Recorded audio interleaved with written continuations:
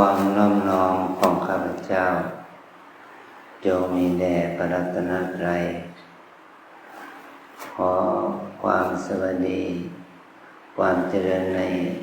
สติปัญญาในธรรมะจงมาเกิดมีแก่ลูกสามเณรและลูกศิษย์เจริญที่เราได้เข้ามาบรรพชาและมาบวชถือศีลในโอกาสที่เราได้สละตนเองเข้ามาบวชก็จะทำให้เราได้มีโอกาสได้มารับพระกรรมฐานจึงขอแสดงความยินดีมาถึงลูกๆในโอกาสนี้ด้วยนะ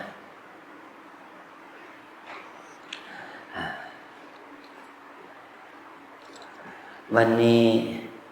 เป็นวันพิเศษสำหรับเรานะลูกนะวันนี้ไม่มีคุณแม่ไม่มีคุณพ่อไม่มีปู่ย่าตายายมาอยู่กับเราแล้วแต่เราต้องอยู่กับตัวเองนะเราอยู่กับตัวเองวันนี้เรารู้สึกสบายใจไหมตอนเช้าเราได้รับบิณฑบาตจากพ่อแม่ญาติที่มาใส่บาตรแก่เราในบางส่วนที่ท่านมาได้นะลูกศิษย์เจนีก็ได้ทำบุญใส่บาตรทำบุญตักบาตรก็ถือว่าได้มาบำเพ็ญทานบารมี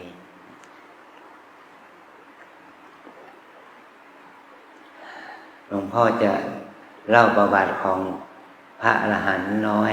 สมัยพระพุทธเจ้าสมัยพุทธกาลนะว่ามีตระกูลที่เป็นบัณฑิตเป็นพราหมณ์บัณฑิตนะแต่มีสมาธิินับถือพระพุทธศาสนาท่านหนึ่งเรียกว่าเป็นพราหมณ์เป็นบัณฑิตเป็นพราหมณ์ตกยากแล้วก็ในวันหนึ่งเนี่ยพราหมณ์นั้นก็ได้ไปรับการให้ทานของชาวพราหมณ์ทั้งหลายได้ผ้าเขาเรียกผ้าสาดกนะได้ผ้ามาผืนหนึ่งแล้วก็ได้ข้าวมาทุบไปได้ข้าวปลายาข้าวปลายาสารนะลูกนะมาหนึ่งส่วนมาหนึ่งแล้วพราหมณ์ผู้เฒ่านั้นก็เป็นพราหมณ์ผู้เฒ่าก็เหมือนกับว่าเป็นอาจารย์เป็นมาสเตอร์ก็ได้เอาอาหารเอาข้าวปลายาสารนั้นถวายท่านพระสารีบุตรนะแล้วก็ถวายผ้าสาดกเป็นผ้าผืนใหญ่ผืนหนึ่งให้พระสารีบุตรท่านถวายแล้วท่านก็มีความอิ่มใจผู้เฒ่าพระผู้เฒ่าก็อิ่มใจครับมีความอิ่มใจมีปีติแล้วก็เป็นเหตุให้ท่านพราหมณ์นั้นได้ถึงแก่กรรมในวันนั้นในคืนวันนั้นนะลูกนะเมื่อได้ถึงแก่กรรมมันตายไปจิตที่มีความศรัทธาเรื่องใสในพระรัตนตรัยมีท่านพระสารีบุตรเป็นต้นก็เป็นเหตุให้พราหมณ์ผู้เฒ่านั้นที่ตายไปนะไปเกิดใหม่กับลูกสะใภ้ไปเกิดในครรภ์ของลูกสะใภ้มันเป็นภรรยาของลูกชายของพราหมณ์นั่นเองตั้งแต่นางตั้งครรภ์เนี่ยบ้านของพราหมณ์นั้นครอบครัวของพราหมณ์นั้นโชคดีนะมีบุญหาสินหาทรัพย์หาเงินหาทองได้อย่างคล่องตัวเหมือนกับว่าเศรษฐกิจดีขึ้นมาทันทีทันใดนะพอนางพราหมณ์นั้นที่เป็นลูกสะใภ้นั้นมีครรภ์โตขึ้นก็มีใจรักชอบที่จะเป็นพระนางถึงกับว่าเอาผ้ากำพลสีแดงห่มแล้วก็ทานอาหารส่วนที่เหลือจากพระพราหมณ์ที่เป็นลูกชายก็เรื่องใส่ในพระสงฆ์ก็นิมนต์พระสงฆ์มาถวายอาหารที่บ้านแล้วอาหารที่เหลือนางก็ตักอาหารทานจนคลอดเนี่ย จนคลอดมาแปลกมากเลยดูเลยคนที่ไม่รู้หนังสือในบ้านนั้นกลับอ่านหนังสือออกคนที่เป็นใบ้ก็สามารถพูดได้คนที่หูหนวกก็เป็นสามารถได้ยินได้จึงตั้งชื่อเด็กน้อยนี่ว่าบัณฑิตเด็กชายบัณฑิตกุมารเนี่ยนะชื่อว่าบัณฑิตตั้งแต่นางคลอดมาเนี่ยครอบครัวก็มีฐานะทางเศรษฐกิจดีขึ้นมากกลับมาเป็นเศรษฐีอีกครั้งหนึ่งนะเพราะตอนเมื่อนางอายุเมื่อเด็กชายบัณฑิตเนี่ยอายุ7 ขวบเท่านั้นนะได้ขอพ่อแม่บวชเป็นสามเณรเพราะอดีตชาติของท่านเป็นคุณตาพราหมณ์เนาะเป็นคนมีความรู้แล้วก็มีวุฒิภาวะที่ดีก็ได้ขอบวชเป็นสามเณรชื่อว่าสามเณรบัณฑิตนะลูกนะสามเณรนั้นก็อายุ7 ขวบเท่านั้นวันหนึ่งที่ได้บวชแล้วก็ได้เดินตามพระบูชาไปรับบิณฑบาตไปรับบาตรเมื่อไปรับบาตรเนี่ยเดินไปนี่ไปเห็นร่องน้ำเหมืองเนี่ยมีน้ำอยู่มีร่องน้ำอยู่สามเณรก็ถามหลวงพ่อว่าหลวงพ่อทำไมน้ำมันจึงไหลพระสารีบุตรท่านก็เป็นผู้ที่รักเด็กเนาะท่านก็ได้ตอบผู้เนรว่าน้ำมันก็ไหลไปตามลำเหมืองก็เพื่อไปเข้าที่นาที่สวนของชาวบ้านจะเป็นประโยชน์ต่อพืชไร่พืชสวนนะเราเคยเห็นน้ำเหมืองไหลไหมเข้าที่ในที่นานะเพราะเห็นนี้แหละสามเณรนั้นก็คิดในใจว่าโอ้น้ำนี่ไม่มีชีวิตมันยังไหลไปในที่ควรไหลไปในที่ที่เป็นที่ในที่นาที่สวนของชาวบ้านน้ำนี่มันมีประโยชน์เราแม้มันจะไม่มีจิตใจมันก็ไหลไปในที่ควรไหลต่อมาสามเณรนั้นเดินตามพระบูชาของท่านไปอีกไปเห็นช่างไม้เป็นชาวบ้านเป็นช่างไม้ถากไม้แล้วก็สามเณรก็ถามหลวงพ่อว่าหลวงพ่อเขาทำอะไรหลวงพ่อก็พูดว่าชาวบ้านเขาถากไม้ถากทำไมครับต้องพระสารีบุตรท่านก็บอกว่าถากไม้ให้มันตรงให้มันได้เหลี่ยมได้มุมนะสามเณรก็มีความคิดว่าโอ้ไม้ไม่มีชีวิตมันยังทำให้ตรงได้เรามีชีวิตเราจะต้องทำจิตของเราให้ตรงให้ได้แล้วก็เดินไปอีกไปเห็นชาวบ้านคนหนึ่งเอาไม้ไผ่นะที่เขาเหลาเป็นลูกธนูอิงไฟไว้แล้วเด็กน้อยเด็กชายสามเณรบัณฑิตก็ถามว่าชาเขาว่าทำไมหลวงพ่อเขาถึงเอาไม้ไปลนไฟสารีบุตรก็บอกเด็กน้อยว่าเขาเอาไปอิงไฟเพื่อดัดลูกศรทำให้ลูกศรยิงไปตรงนะยิงลูกศรไปตรงเพราะไม่ลูกศรมันตรงนะสามเณรก็มีความคิดว่าลูกศรเนี่ยไม่มีชีวิตมันยังทำให้ตรงได้พอ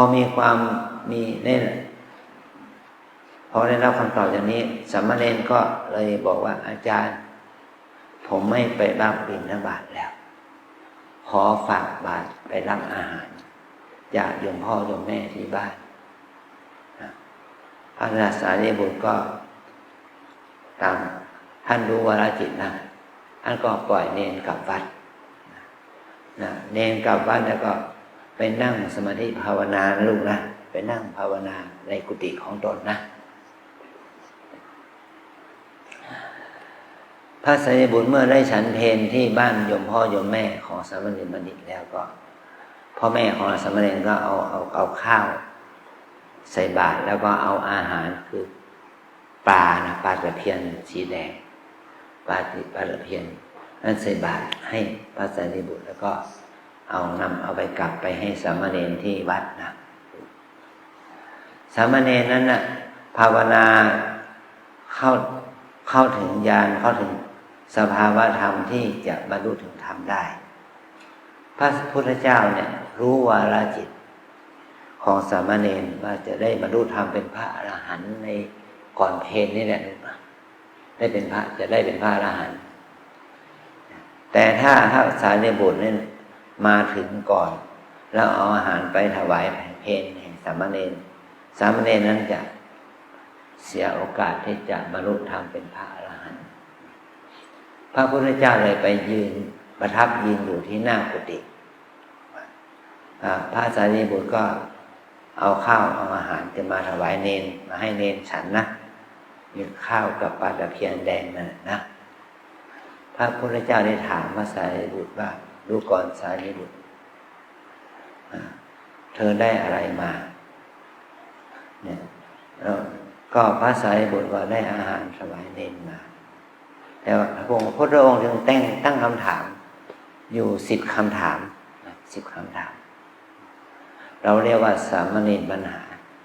สามเณรปัญหาคือคำปัญหาที่พระสารีบุตรตอบเพื่อให้สามเณรได้ฟังนะ10 ข้อพระพุทธเจ้าได้ทรงถามต้องถามว่าหนึ่งคืออะไรคือหนึ่งนะกิ่งนามเอกนามกิ่งอะไรคือหนึ่งเอกะแปลว่าหนึ่งนะกิ่งแปลว่าอะไรเอกนามกิ่งอะไรคือหนึ่งนะภาษาในบุตรแล้วก็ตอบเป็นตัวธรรมะสัพเพสัตตาอาหารรัตถิติกาว่าอันเตภควาข้าแต่พระผู้มีพระภาคสัตว์ทั้งหลายอยู่ได้ด้วยอาหารนี่สัตว์ทั้งหลายอยู่ได้ด้วยอาหารนะเพราะพวกเราเนี่ยมีชีวิตก็ต้องมีอาหารนะลูกนะมีข้าวมีขนมผลไม้มีของหวานของคาวที่เรากินทุกวันตั้งแต่เราเกิดมาเนี่ยเรากินนมแม่มาเราได้ข้าวปลาอาหารมาเราอิ่มหรือยังลูกฮะอิ่มไหม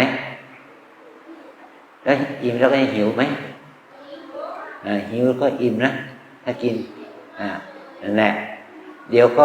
ได้กินเพลแล้วเนาะ10:30เราก็ได้ไปฉันเพลนะ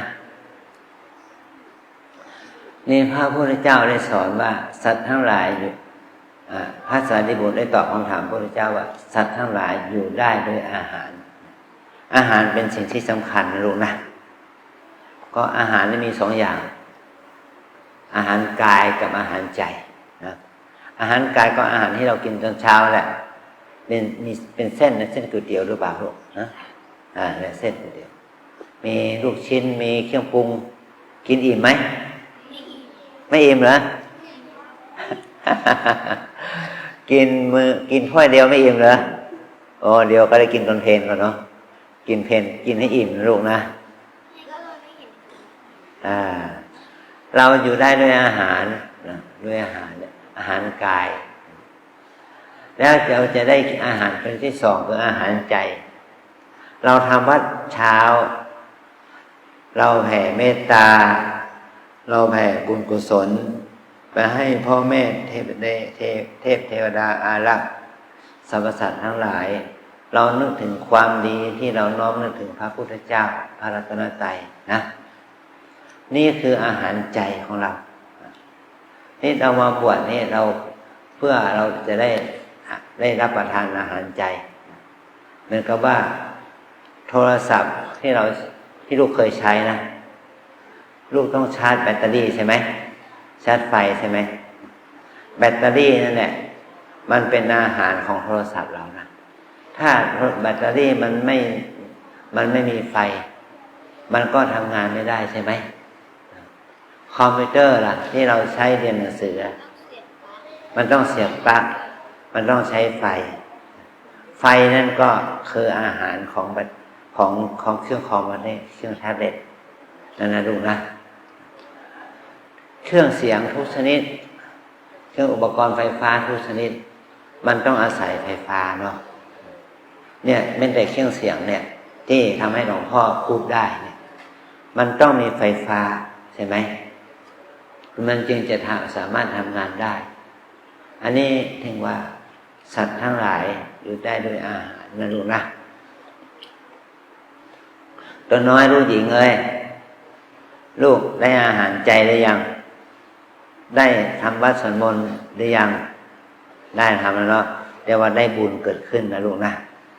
บุญตัวนี้เรียกเป็นบุญอาหารใจเป็นนามธรรมเป็นนามอาหารนะสองพระสารีบุตรก็ได้ทูลพระพุทธเจ้าได้ถามปัญหาพระสารีบุตรว่าถ้าเวนามกิงอะไรคือสองนะพระพุทธเจ้าถามอย่างนี้ท่านพระสารีบุตรก็ทูลว่านามันจะรูปัญจะพันเตภควาพระแด่พระองค์ผู้เจริญสองนี่คืออะไรคือกายและใจนามันจะรูปัญจะหมายถึงว่านามคือใจรูปคือกายตัวเรานี่เป็นสามเณรเนี่ยบวชเป็นสามเณรได้บวชเป็นศีราจารณีได้เราต้องมีอะไรมีใจมีกายมีกายมีใจนะถ้าเกิดว่าเราถึงแก่ชีวิตหรือตายไปมีอะไรมีกายใช่ไหมมีร่างกายที่เป็นคนตายแต่คนตายนั้นน่ะไม่สามารถจะมาบวชเป็นสามเณรได้ไม่สามารถมาบวชเป็นศีราเจนีได้เพราะมันขาดอะไรขาดใจลูกเมื่อเรามาขาดใจละมันภาวะที่จิตภาวะของชีวิตที่ขาดใจมีแต่ร่างกายอย่างเดียวก็กลายเป็นศพกลายเป็นคนตายเนาะแล้วเขาก็ไม่ได้เอามาบวชนะนั่นแหละความที่เราบวชได้ทางความที่เราได้บุญเนี่ยเพราะว่าเรามีกายมีใจนะชีวิตของเราจะต้องมีกายและมีใจอย่างนี้นะขอให้เราได้รู้ถึงธรรมะหมวดสองคือว่าชีวิตของเรามีกายกับใจมีกายกับใจนะลูกนะพระองค์ก็ได้ถามปัญหาข้อที่สามเตนามกิงอะไรคือสามอย่างนี้นะเตนามกิงอะไรคือสามลูกท่านพระสารีบุตรได้ทูลพระองค์ว่าติโสเวทนาพันเตภควาข้าแต่พระองค์ผู้เจริญสามคือเวทนาสามเวทนาแปลว่าความรู้สึกนะความรู้สึกเป็นสุขเรารู้สึกเป็นสุขไหมเรารู้สึกเป็นทุกข์ไหมเรารู้สึกไม่เป็นอุเบกขาไม่สุขไม่ทุกข์ไหมตัวเราทั้งสามคนเนี่ยตัวเราทุกคนนะมีเวทนาสามรู้สึกเป็นสุขกายสุขใจทุกข์กายทุกข์ใจและเฉยๆไม่สุขไม่ทุกข์มันมีสามอย่างมีความรู้สึกเป็นสุขบ้างรู้สึกเป็นทุกข์บ้างรู้สึกดีใจเสียใจบ้างรู้สึกเฉยๆบ้างนะเนี่ยกิจกรรมที่เราทำเนี่ยเรามา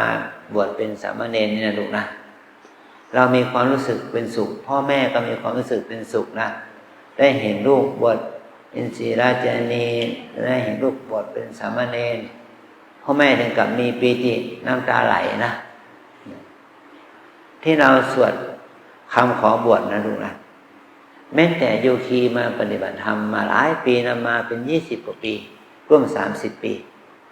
โยมมาที่นี่มาปฏิบัติธรรมที่นี่ได้ยินเราสวดมนต์แล้วไม่ได้ยินเราสวดบทสวดนะบทขอบวชนะโยมมีปีติจนน้ำตาไหลนะแม้แต่โยมที่ไม่เกี่ยวข้องกับเรายังมีปีติอิ่มใจน้ำตาไหลคุณพ่อคุณแม่ของเราก็เหมือนกันเมื่อเราขอบวชด้วยภาษาบาลีว่าเอสาหังพันเตอะไรเนาะว่าอะไรเงี้ย สุจิระปรินิพพุตัมปิตังภะคะวันสารนังคัจฉามินั่นแหละนะนี่คือตัวอย่างนะเมื่อเราสวดมนต์สวดคำขอบวชเนี่ยพ่อแม่ก็มีความปลื้มใจมีปีติใจว่าเราสวดกันได้ดีนะเราพ่อแม่ก็ปลื้มใจปีติอิ่มใจปู่ย่าตายายนะมีความปลื้มใจปีติอิ่มใจความปลื้มใจปีตินี่เขาเรียกว่าเวทนานะเวทนาที่เป็นสุขเป็นสมนัตขอความดีงามนี้จงมันเกิดขึ้นกับเรานะลูกนะแล้วอะไรคือสี่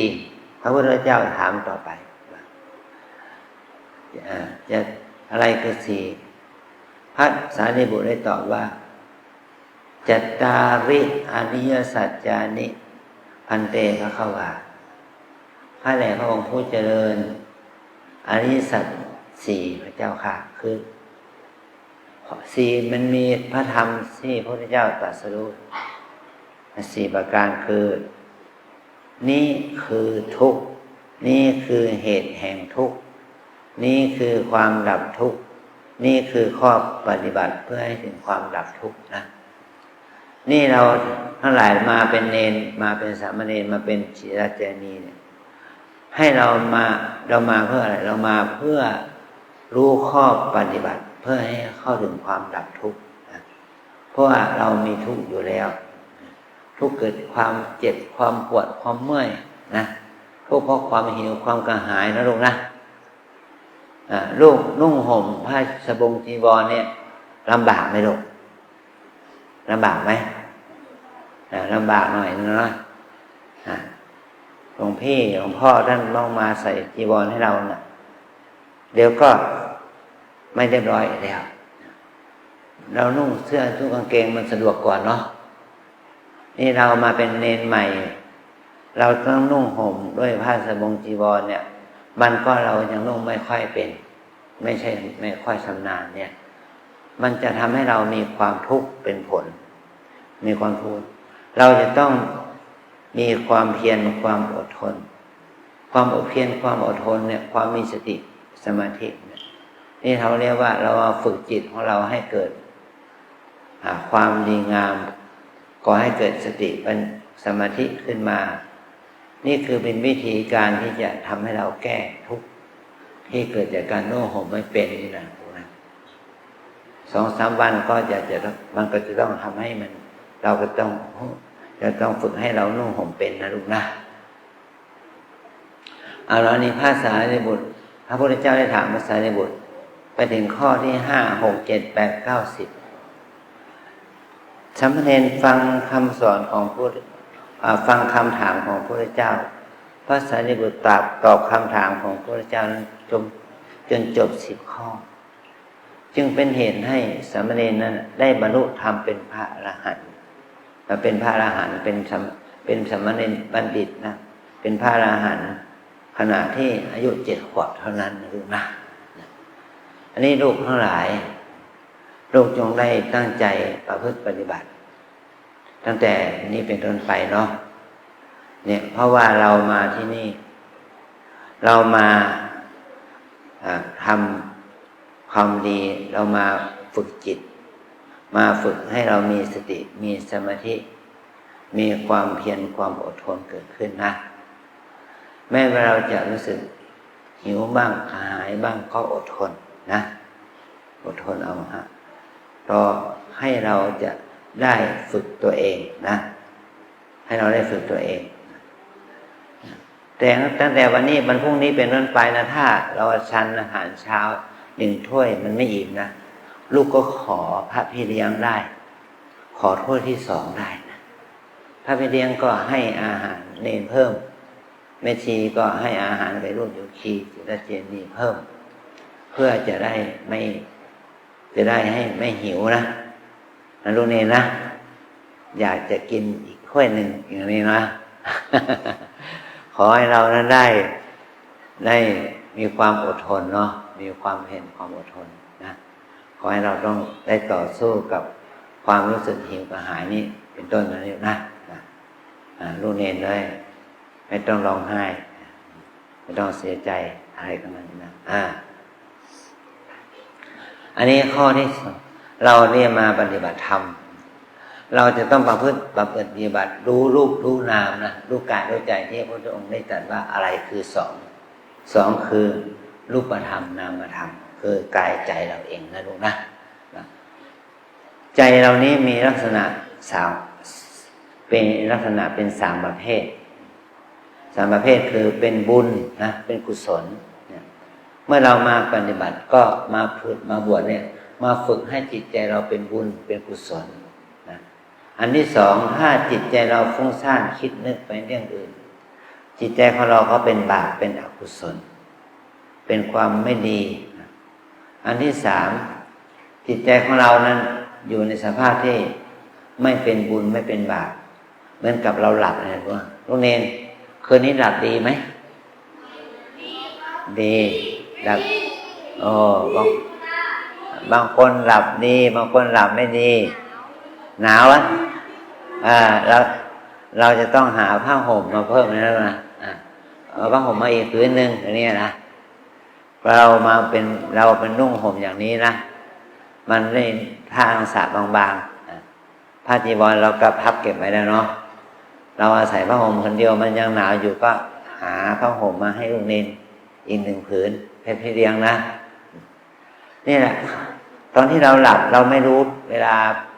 ผ่านไปกี่ชั่วโมงแต่เรายังมีชีวิตอยู่เรียกว่าชีวิตของเราอยู่ในสภาพที่ไม่ใช่กุศลอกุศลอยู่ในสภาพที่เป็นอัพยากฤิเป็นกลางๆเราหลับในจิตเราเป็นภวังคจิตนะเป็นภวังคจิตเขาเรียกว่าเป็นภวังค์เราหลับนี่นะจิตหลับเนี่ยเขาเรียกภวังคจิตเป็นอัพยากตธรรมนะธรรมะ3 อาการนี้จะรอเลี้ยงชีวิตของเราตั้งแต่เกิดจนถึงเราตายเลยทีเดียวแหละนะเป็นกุศลเป็นอกุศลเป็นบุญเป็นบาปเป็นอัพยากฤิมันจะเสริมสภาพจิตของเรานี่แหละที่เราหลับเนี่ยเราก็หลับสนิทมันก็ไม่ฝันทำให้เราหลับได้ทนถ้าเราหลับฝันหรือหลับไม่สนิทมันก็ทำให้เราตื่นเราจะให้เรารู้ถึงสิ่งร่างกายของเราเนี่ยมันไม่เข้าสู่มันไม่มีความสมดุลนะมันก็ทำให้เราฝันได้ลูกเคยฝันไหมเคยเนาะมีฝันดีไหมฝันไม่ดีมีไหมนั่นแหละฝันดีก็เป็นฝันที่ก่อให้เกิดความสุขฝันไม่ดีก็ทำให้เรามีความทุกข์ความฝันมันเกิดจากใจเราเองใจเราดีมันก็ฝันดีใจเราไม่ดีมันก็ฝันไม่ดีนะลูกนะแต่ถ้าเรามีสติดีๆสมาธิดีๆนะมันจะทำให้เราฝันดีนะถ้าเรามีสติสมาธิดีก็ทำให้เราฝันดีหรือว่าหลับไม่ฝันเลยหลับสนิทไม่ฝันเนี่ยคือว่าหลับดีนะถ้าหลับสนิทไม่ฝันนะลูกนะมันจะเป็นการหลับดีนะหลับได้ดีเพราะว่าหลับได้สนิทอย่างนี้นะลูกนะถ้าเราได้ฝึกจิตของเราได้มีสติสมาธิดีเราจะหลับได้สนิทจะได้ไม่ฝันร้ายฝันดีก็ไม่ฝันฝันร้ายก็ไม่ฝันแล้วว่าหลับสนิทนะอันที่4อันนี้แหละเพราะว่าเราได้เรียนรู้ถึงคุณค่าของชีวิตลูกเนรศิลาจินีน้อยนะเรามีค่านะชีวิตของเรามีค่าไหมลูกมีไหมมีค่าหลวงพ่อขอถามหน่อยเราตั้งค่าชีวิตของเราได้กี่ล้านกี่แสนกี่ล้านได้ไหมถ้ามีคนหนึ่งมาซื้อขาของเราซื้อขา1 ล้านเราขายไหมไม่ขาย5 ล้านขายไหม2 ข้าง10 ล้านขายไหมไม่ขายเนี่ยเรามีแขน2 ข้างเนี่ยเขามาขอซื้อข้างละล้านขายไหมไม่ขาย10 ล้านขายไหมไม่ขาย เขามาซื้อหัวของเราหัวละ20 ล้านขายไหมลูกไม่ขายเนี่ยนี่แหละตัวเราเนี่ยมีค่าเราจะต้องรักษาค่าของชีวิตของเราให้ดีนะเราอาศัยที่ว่าเรารู้ว่าตัวเรามีค่าเราไม่ขายเพราะว่าสิ่งนี้มีเป็นของที่มีชิ้นเดียวที่พ่อแม่ให้พ่อแม่ให้เราเนี่ยก็เพื่อว่าให้เราเอามือเอาเท้าเอาร่างกายเนี่ยตาหูจมูกลิ้นกายเอามาทำในสิ่งที่มีคุณมีประโยชน์นะของมีค่าแม้แต่รองเท้าของเราเนี่ยเรายังเก็บเอาไว้ในที่ดีๆเพราะมันมีค่าเครื่องมือเครื่องใช้ของเรามีแท็บเล็ตหรือว่าเครื่องคอมพิวเตอร์หรือว่าแม้แต่โทรศัพท์มือถือมันมีค่าเมื่อมันมีค่าเราจะต้องเก็บของมีค่าไว้ในที่ที่ดีชีวิตของเรามีค่ายิ่งกว่าสิ่งทั้งหมดทั้งมวลนะลูกนะที่หลวงพ่อได้ยกตัวอย่างเนี่ยแขนขามือเท้าศีรษะอวัยวะน้อยใหญ่เนี่ยมันมีค่านับเป็นร้อยล้านพันล้านเราจะต้องรักษาชีวิตของเราที่มีค่านี้ให้ดีโดยการเอาชีวิตเอากายเอาใจของเรานี่มาฝึกเจริญภาวนานะลูกนะ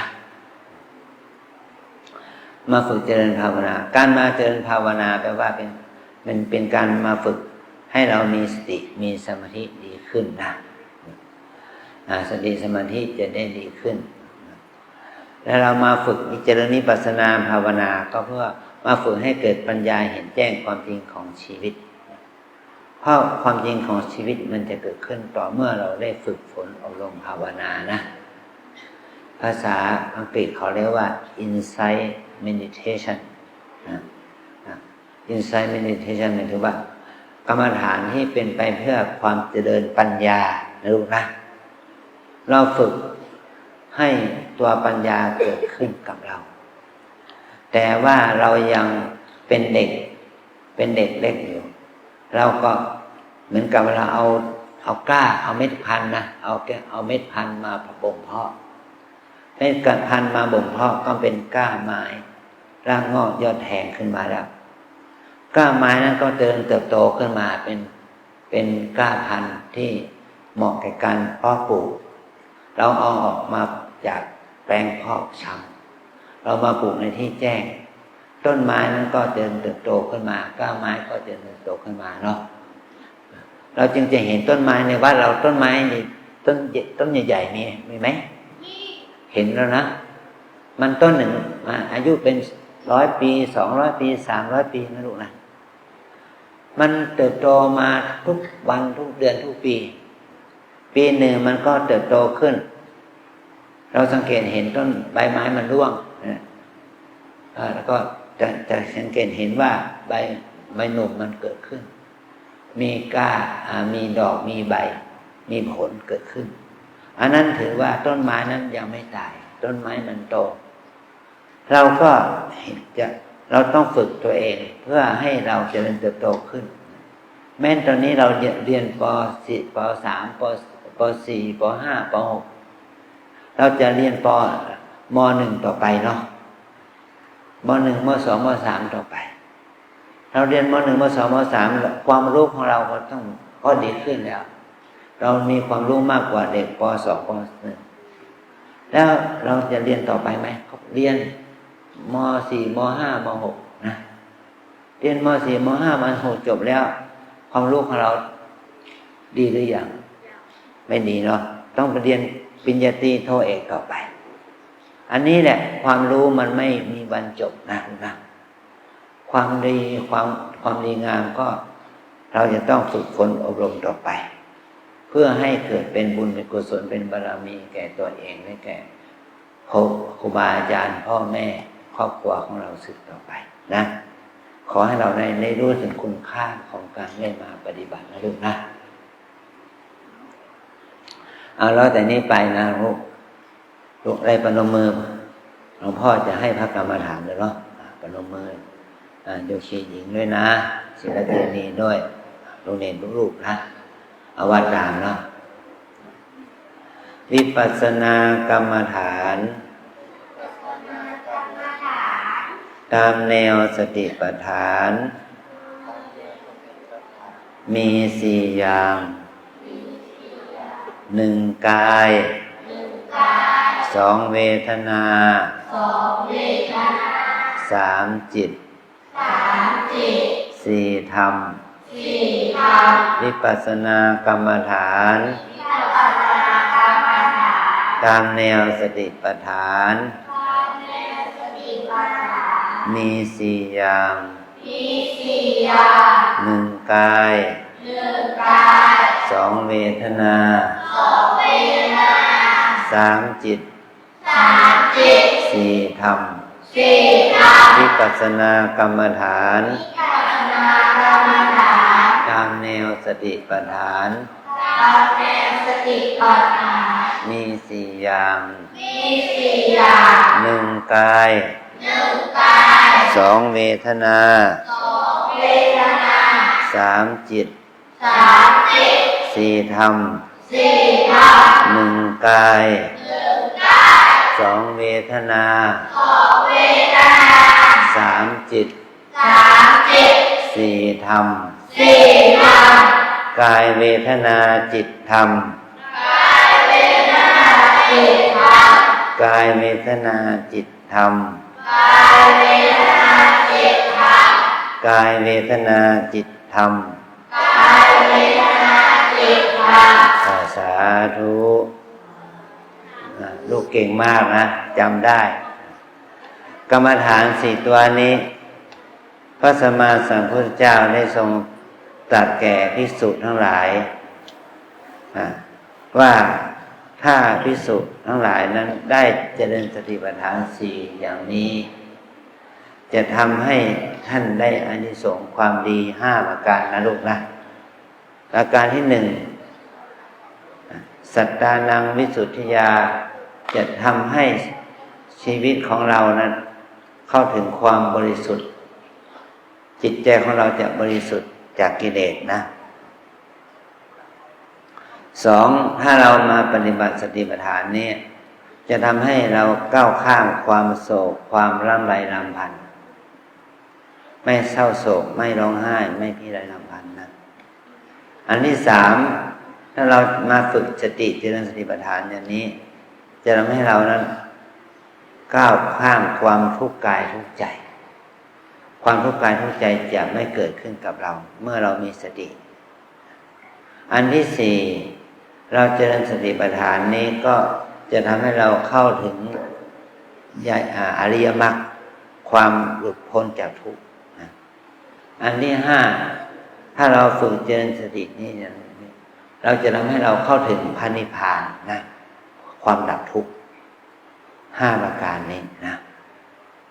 แล้ว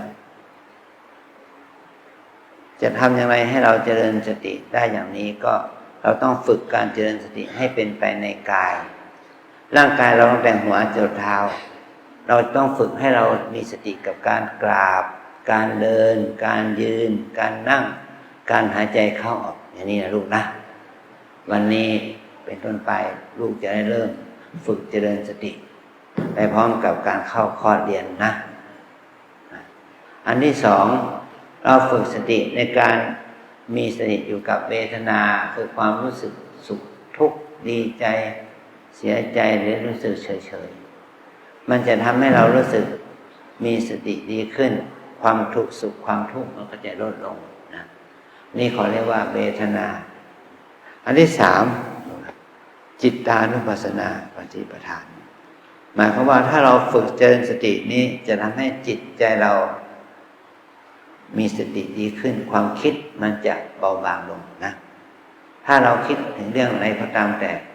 ให้เรามีสติกำหนดรู้ถึงจิตคิดว่าคิดหนอคิดหนอคิดหนอนะรู้ถึงความคิดอันที่สี่ธรรมานุปัสสนาสติปัฏฐานคือหมายความว่าเราเจริญสตินี้เพื่อทำให้เราเข้าถึงสภาวะมีสติอยู่กับตาหูจมูกลิ้นกายใจเห็นได้ยินกลิ่นรสสัมผัสก็ให้มีสติกำหนดรู้อาการที่เราเห็นได้ยินกลิ่นรสสัมผัสนั้นตามเป็นจริงนะแล้วเราจะมีความรู้สึกมีสติมีสมาธิมีปัญญาดีขึ้นความชอบไม่ชอบความง่วงนะ ฟุ้งซ่านรำคาญสงสัยมันจะได้ลดลงไปนะลูกนะความง่วงมีไหม ง่วงไหมง่วงมันจะได้หายง่วงเนี่ยเพราะเราก็ถ้าเราอยู่ข้างนอกนะเราเป็นนักเรียนนะเราวิ่งเล่นเนาะมันไม่ง่วงวิ่งเล่นนะเราเรียนหนังสือเราก็มีการเปลี่ยนวิชาเปลี่ยนคาบการเรียนเป็นวิชานั้นวิชานี้มันจะทำให้เราไม่ง่วงแต่ถ้าเราอยู่นิ่งๆมันทำให้เราง่วงนะเรามาฝึกให้เกิดสติสมาธิมีความเพียรความอดทนแล้วจะทำให้สติปัญญาความรู้ความจำของเราดีขึ้นนะลูกนะขอให้เราทั้งหลายตั้งใจทำเนี่ยเอาละนักเรียนที่เราได้มาบวชมาปฏิบัติแล้วก็ลูกคีลูกศิษยาจารย์นะเราจะต้องเป็นการปฏิบัติของเราจะก้าวหน้าได้ผลก็ต่อเมื่อเรามีสิ่งศักดิ์เรามีความเพียรให้มากขึ้นมีความใส่ใจให้มากขึ้นให้เรามีความรู้สิ่งที่เราควรทำให้มากขึ้นกินน้อยนอนน้อยพูดน้อยปฏิบัติให้มากนะ